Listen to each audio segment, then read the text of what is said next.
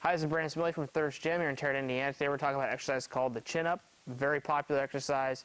See it in a lot of strength training programs. It's usually considered one of the most premier body weight exercises that you can do.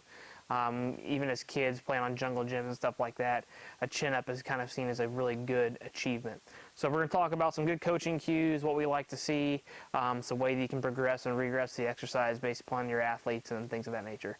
So I'm a little bit on the shorter side, so I have to use something to get up to our chin-up bar. So if you have somebody that needs to do that, just make sure you give them a proper way to get up to the bar if they have to. But you'll find a slew of kind of bars. It's just a regular straight bar.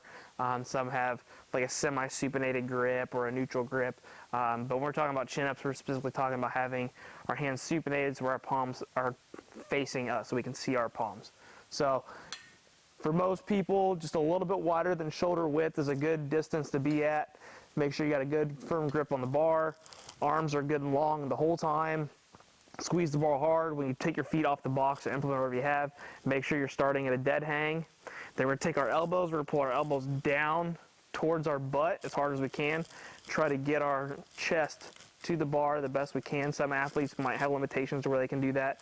When we do it, we don't want to bring our shoulder forward and try to translate our shoulders forward.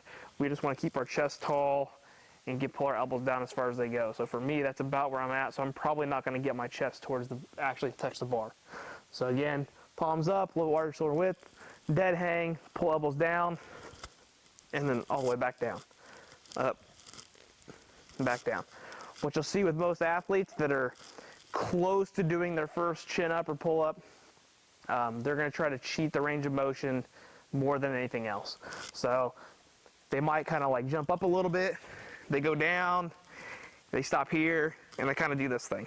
Make sure you get that good long hang, get the lats fully lengthened, drive the elbows up hard, and then back down. The other thing that you can do for your athletes that are having a hard time achieving a chin up is if they're able to jump up there like I did, you can do controlled eccentrics on the way down. 3 to 5 seconds is a good count time. Take into account how long your athlete's arms are. If you've got an athlete with really long arms, widen up that eccentric time because it's going to take them longer to get down there versus somebody that's shorter, really short range of motion. They could have a little bit shorter eccentric time because they're not going to have as far to go. And then you can adjust their time based upon what you need to do. So what you would do is you'd have your elbows here, your hands here.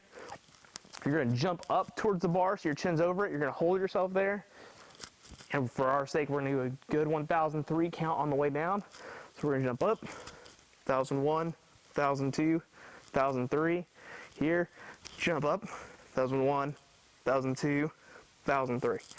So you would just program those for your athletes, 3 sets of 4, 3 sets of 5 with 3-second eccentrics, and that will help build their strength up to where hopefully they can do a chin up if they're already close. You get some athletes that are just not close at all, and that's okay. That's entirely fine. What we like to do is hook up some band assistance. So we take our 2 J cups, make sure they're facing the right way, make sure they're stopping on the outside of the rack so that when the band pulls on it, it's not going to swing in. That seems really weird to have to say that, but you'd be amazed at how many people don't do that. They wonder why it doesn't work. You got your band here. So we just got a light band. I got it just across. This is designed so we can put both of our feet on here, and then we can also measure how much progress we're making. So obviously to make it harder, we would move the band down in resistance here, or we move it up to get more assistance to the full range of motion. The other thing is you can upgrade your band or downgrade your band, depending on how you want to look at it. You could get a stronger band or a lighter band and keep it the same height, and then try to get to lighter bands as an assistance, and hopefully remove the band and you're good to go. So all you're going to do is just get in your chin up position again.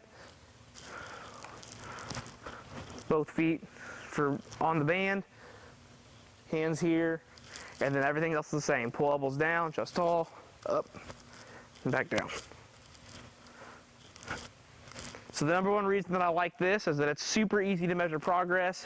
It's always the same, and you can tell whether you're doing a good job or not. And if you want to play with your sets and reps, it's easier to adjust versus having to just do eccentrics all the time.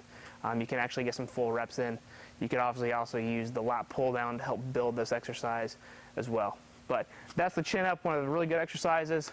We typically program them from 3 to 4 sets of 5 to 10 reps depending upon the athlete. Prefer to do them heavier, on the heavier side of things, 5s and 6s.